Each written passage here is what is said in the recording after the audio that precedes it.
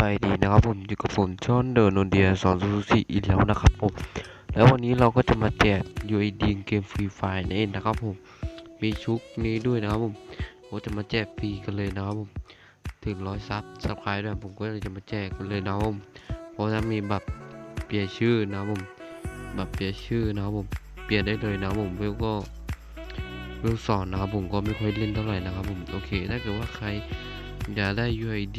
เกมแบบแรงๆมีการเติมเกมมีการเติมอะไรก็อย่าลืมกดไลค์กดแชร์กดติดตามให้ถึง200 Subscribe ด้วยผมเดี๋ยวผมก็จะมาแจกเลยนะผมจะสร้าง UID เกมแล้วผมก็จะเล่นแล้วก็ผมก็จะเติมเยอะๆนะครับผมเพื่อจะมาแจกให้น้องๆทุกคนนะครับผมโอเคนะครับแจกเลยนะครับทุกคนครับโอเคแน่นอนนะครับผมก็จะมาแจกแบบฟรีๆนะครับ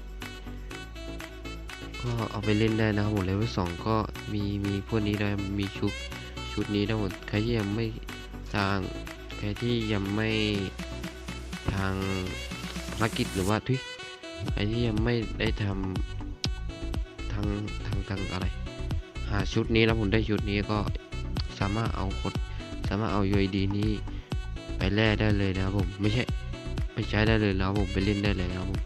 เพราะผมก็มีแต่เพียงเท่านี้แล้วผมก็